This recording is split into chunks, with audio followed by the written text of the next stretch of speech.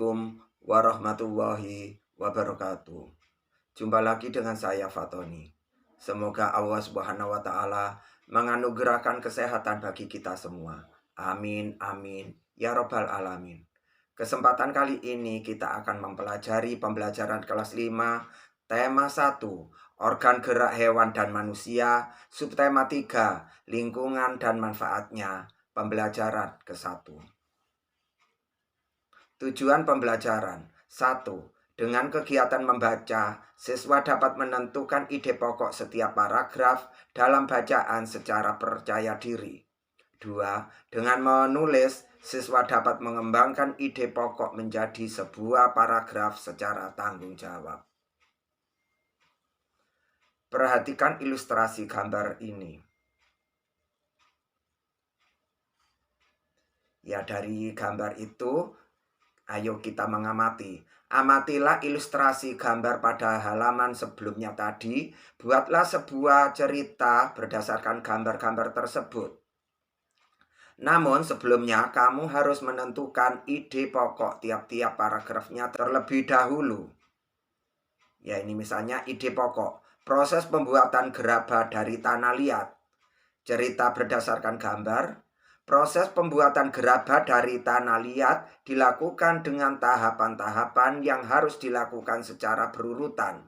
Peralatan untuk membuat gerabah adalah alat-alat tradisional yang tidak jauh bedanya dengan yang sudah digunakan pada zaman prasejarah.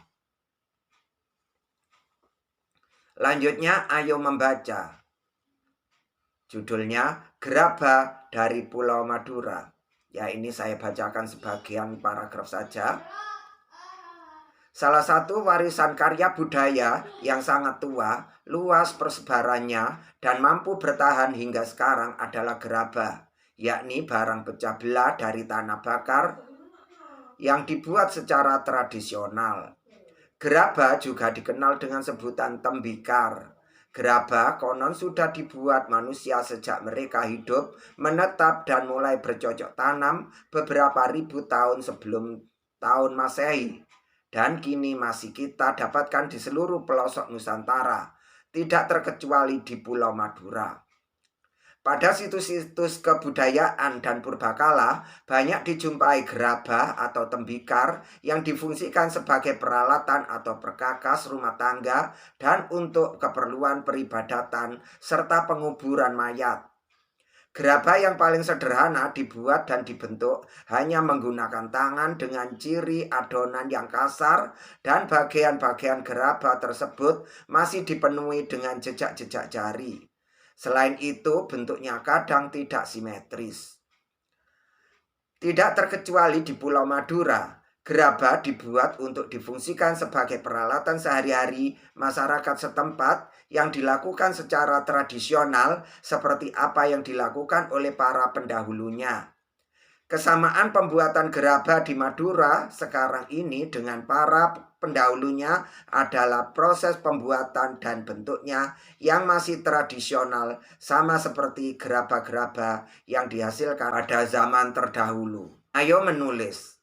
Berdasarkan bacaan tadi, temukan ide pokok masing-masing paragraf.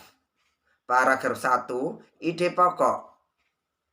Salah satu di antara warisan karya budaya yang sangat tua, luas persebarannya, dan mampu bertahan hingga sekarang adalah gerabah, yakni barang pecah belah dari tanah bakar yang dibuat secara tradisional. Paragraf 2, ide pokok.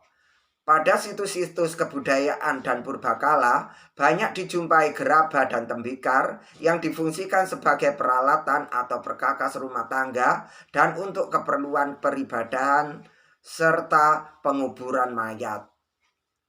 Paragraf 3, tak terkecuali di Pulau Madura, gerabah dibuat untuk difungsikan sebagai peralatan sehari-hari masyarakat setempat yang dilakukan secara tradisional seperti apa yang dilakukan oleh para pendahulunya. Paragraf 4. Gerabah-gerabah yang dihasilkan oleh para pengrajin di Madura adalah gerabah yang dibuat dari tanah liat yang berwarna kuning dengan pasir halus.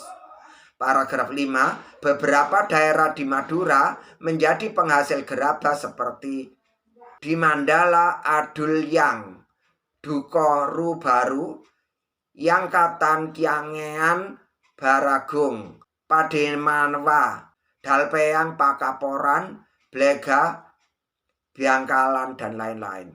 Paragraf 6, memang tidak semua daerah di Madura menghasilkan gerabah. Paragraf 7, di antara daerah-daerah penghasil gerabah tersebut ada semacam perjanjian kerja untuk membuat barang-barang yang sudah ditemukan secara turun-temurun atau spesialisasi. Paragraf 8, peralatan pengrajin gerabah Madura adalah alat-alat tradisional yang tidak jauh bedanya dengan yang sudah digunakan pada zaman prasejarah. Paragraf 9, ide pokok. Adapun proses pembuatan gerabah dilakukan dengan tahapan-tahapan yang harus dilakukan secara berurutan. Paragraf 10, keberadaan pengrajin gerabah di Madura ini telah banyak memberikan manfaat, baik untuk pengrajin, pemakai maupun untuk masyarakat umum. Paragraf 11, meski gerabah masih tetap diproduksi, namun dalam perkembangannya dihadapkan pada produk-produk modern. Selanjutnya, ayo berlatih. Kamu sudah bisa menentukan ide pokok dari sebuah bacaan. Sekarang kembangkanlah ide-ide pokok berikut menjadi sebuah paragraf. Ide pokok, tanah liat banyak kegunaannya. Paragrafnya, salah satu jenis tanah yang banyak manfaat adalah tanah liat. Selain sebagai media tanam bagi berbagai jenis tanaman, tanah liat juga dapat dijadikan sebagai bahan dasar pembuatan gerabah. Ide pokok, proses pembuatan gerabah dari tanah liat. Paragrafnya, agar dapat menghasilkan gerabah, tanah liat haruslah melalui beberapa proses produksi terlebih dulu. Tanah liat dibuat adonan dengan mencampur air, kemudian diaduk dan dibolak-balik agar lebih pekat dan lengket. Tujuannya adalah untuk mengeluarkan udara dalam tanah agar mudah dibentuk dan hasilnya tidak mudah retak. Setelah adonan tanah liat jadi, baru kemudian masuk pada tahap pembentukan dengan menggunakan berbagai macam teknik dan alat. Hingga pada akhirnya tanah liat yang sudah berbentuk tersebut dibakar dalam waktu dan suhu tertentu. Ide pokok selanjutnya, macam-macam peralatan yang terbuat dari tanah liat. Paragrafnya, banyak barang-barang di sekitar kita yang terbuat dari tanah liat, seperti asbak, vas bunga, kendi, teko, dan cangkir. Bahkan ada juga meja dan kursi yang terbuat dari tanah liat. Barang-barang yang terbuat dari tanah liat memiliki nilai seni dan keindahan tersendiri dibandingkan dengan barang-barang yang terbuat dari bahan lainnya. Selanjutnya, ayo renungkan. Pengrajin gerabah merupakan salah satu profesi yang ada di Indonesia. Para pengrajin tersebut bekerja keras untuk mencari nafkah untuk keluarganya. Begitu juga dengan orang tuamu. Walaupun memiliki profesi yang berbeda, tetapi tujuannya sama, yakni mencari nafkah untuk menghidupi keluarganya. Lalu bagaimana caramu untuk membalas kerja keras orang tuamu? Ya, ini mungkin beberapa contoh untuk membalas kerja keras orang tuamu. Antara lain, memperlakukan keduanya dengan sopan dan hormat, membantu pekerjaannya, mengikuti nasihat baiknya, membahagiakan keduanya, dan lain-lain. Kerjasama dengan orang tua. Mintalah kepada kedua orang tuamu untuk menceritakan profesinya. Kemudian catatlah dan susunlah menjadi sebuah cerita menarik.